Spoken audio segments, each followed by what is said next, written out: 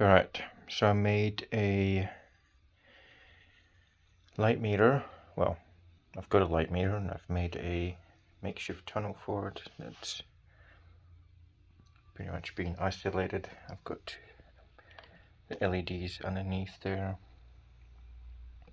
I want to do some tests with, and so I'm just going to have this light meter sit there while I'm doing some tests, just so I can have some numbers for my testing. It's not super accurate, but it will do for what it is. Now this is on its lowest or highest impedance, I should say, so it's not giving out a lot of light. If we lower the impedance, we then get quite a bit more light, almost double, almost 9 times. And as we see, when I disconnect, lumens drops, which is expected. Now there is a weird phenomenon that's happening with the frequency shifts when on a higher impedance at around 9 volts, the lumens shift. So on this low an impedance, it doesn't do that. But we connect back up the battery. We change the impedance back to the highest level. We have low lumens.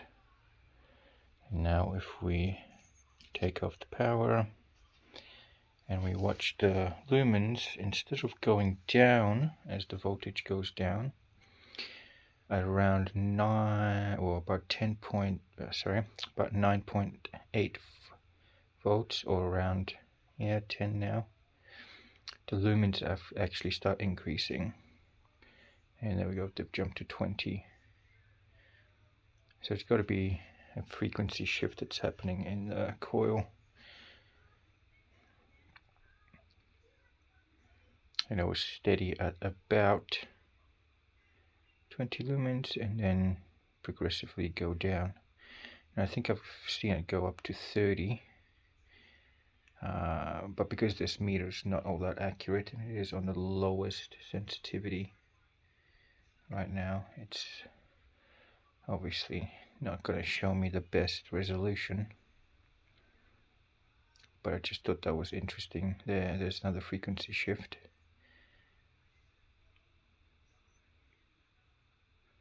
And also obviously touching the bobbin as shown before, the frequency changes and we have very low lumens.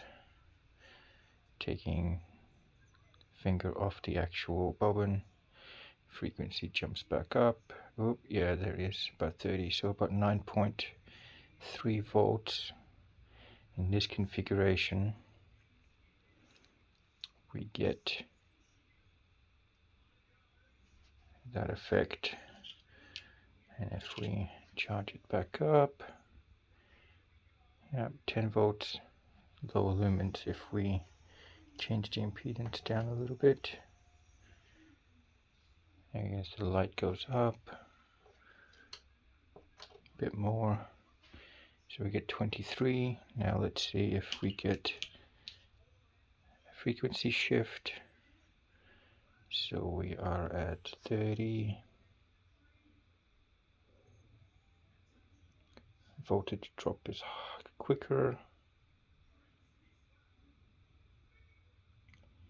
26, 25. Doesn't appear to be shift. Oh no, there it is. So 9.8 volts. It shifts slightly. 9.7 volts.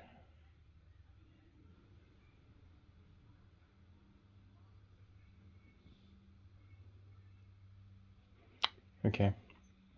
Oh, there we go. There's another shift. Oh, that's higher than I thought. So it hit 35 at one point. That was at 9.5. So it's more stable at a low impedance with high output. Oh, there, ooh, 40 at 9.2. So that same area, but the 9.2 mark.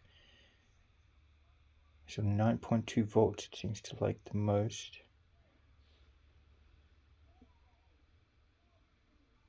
Interesting.